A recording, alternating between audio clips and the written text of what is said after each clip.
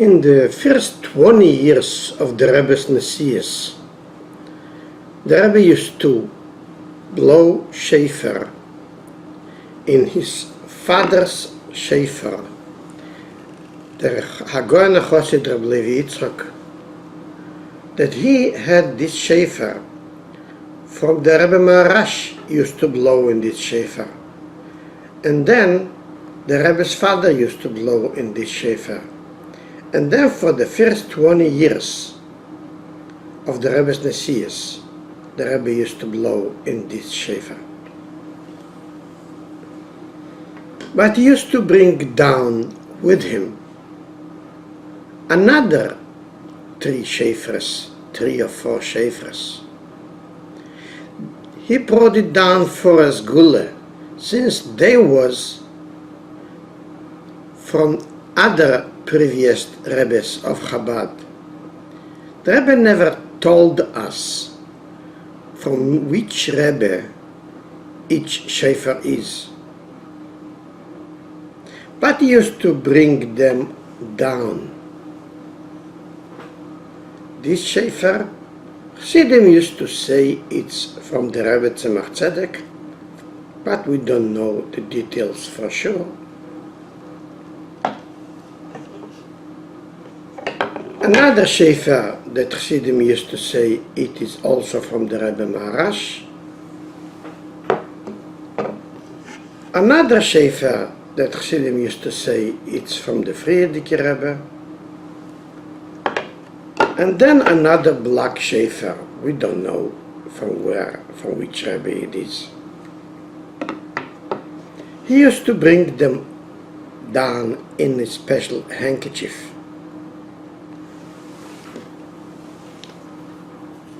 Wrapped up in a handkerchief. And he used to keep them in front of him by Tkiyas shofar. But actually he was blowing in the shofar, the shofar of the Rebbe Maharash, that later blew in it his father, Hagoy Chosid Rebbe Levi Yitzchok.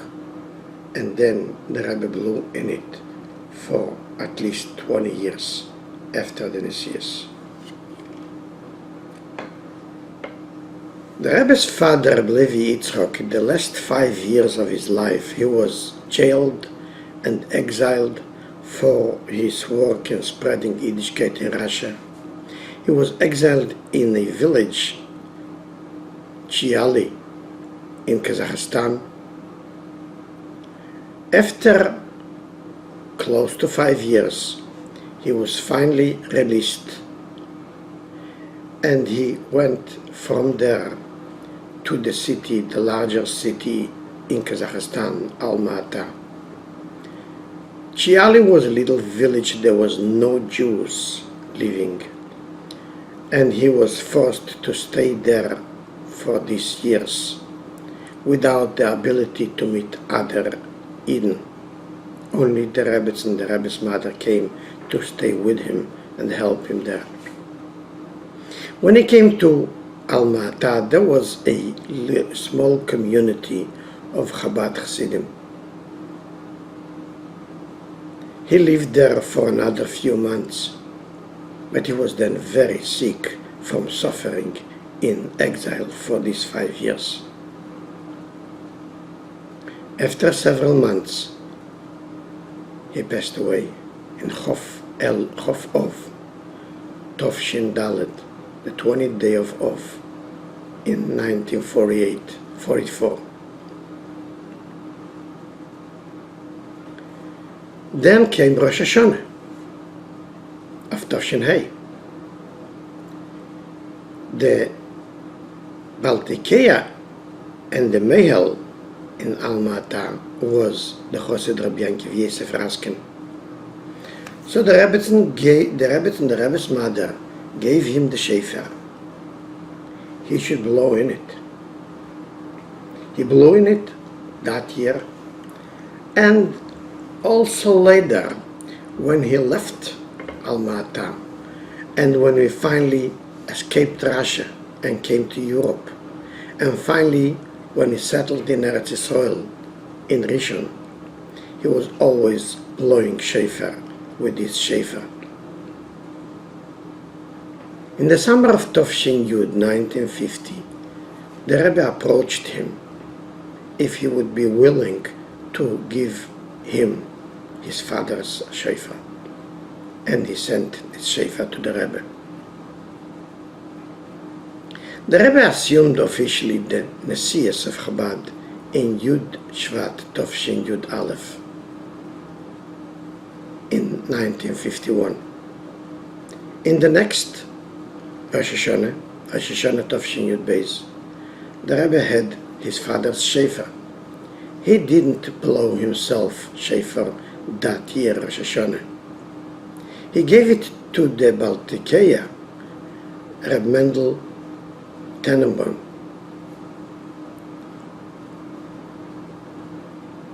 He gave him this shofar to blow in it. After Tishrei, after Rosh Hashanah, Reb David Raskin wrote a letter to his father, Reb Yankov Yosef Raskin, that by the Rebbe, they blew shofar on this Rosh Hashanah with this shofar of Reb Levi, the father of the Rebbe.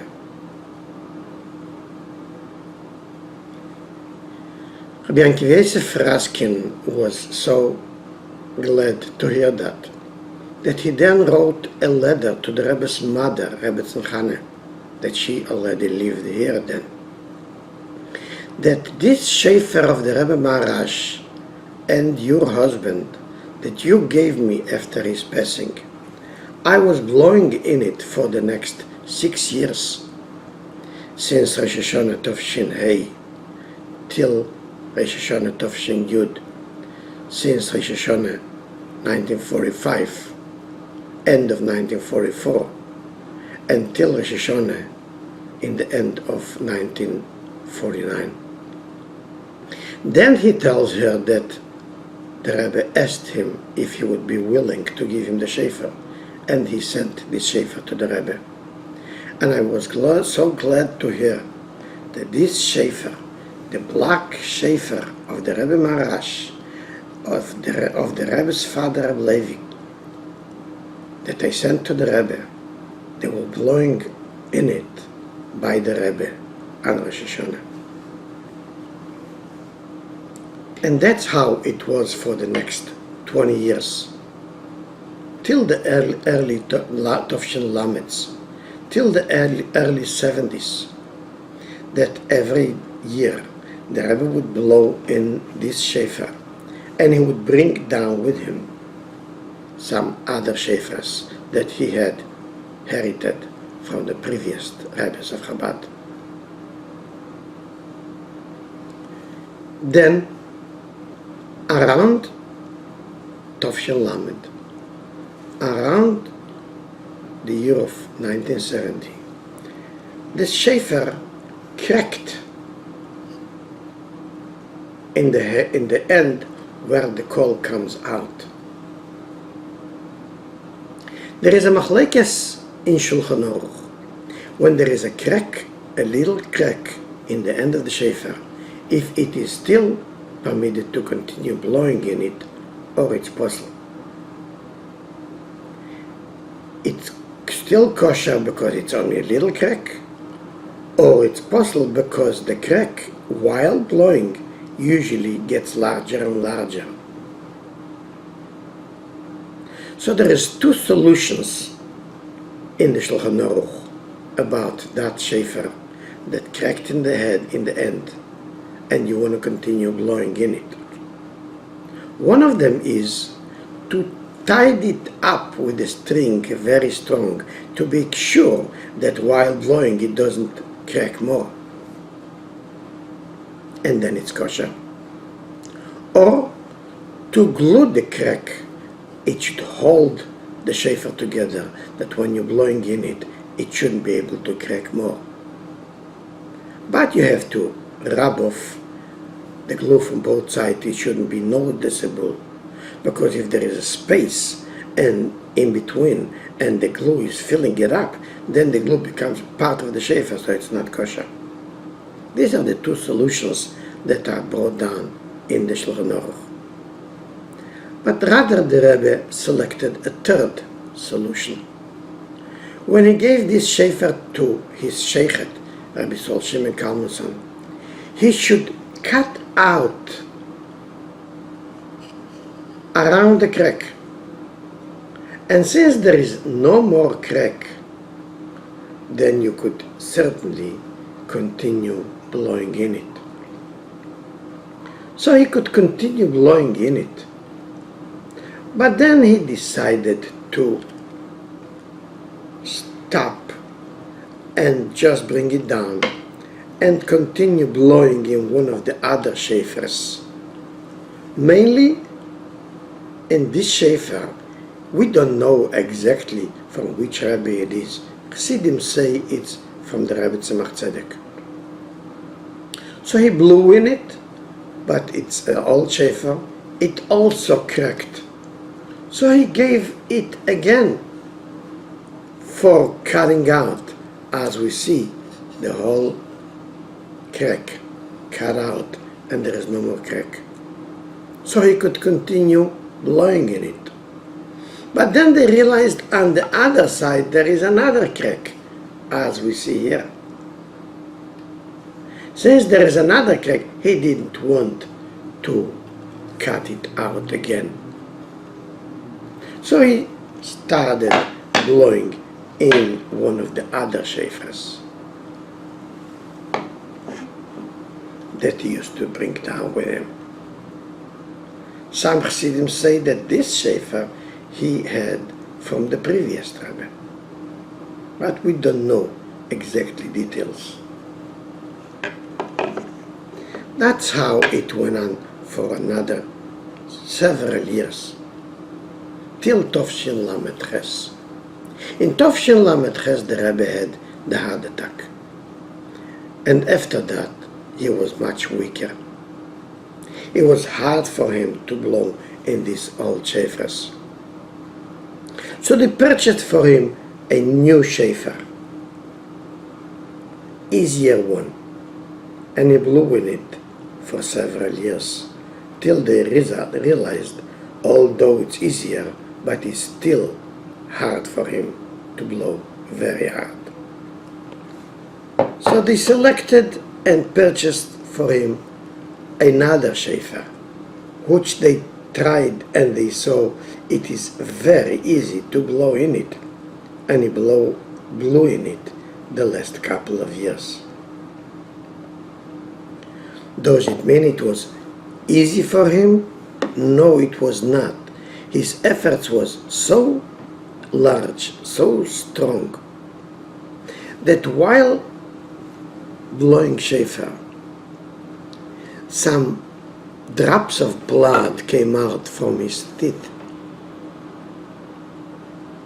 The Rebbe used to come down with the shofars wrapped up in a handkerchief, and after the blowing the shofar, he would wipe his mouth with this handkerchief.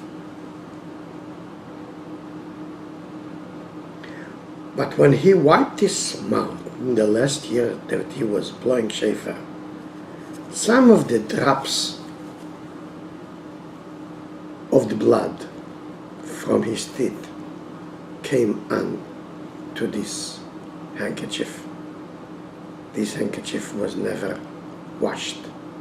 The drops of blood, as you could see, are still there.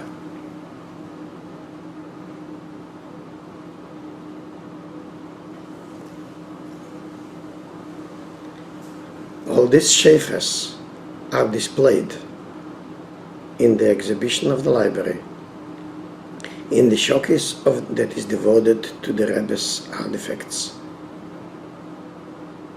together with this handkerchief.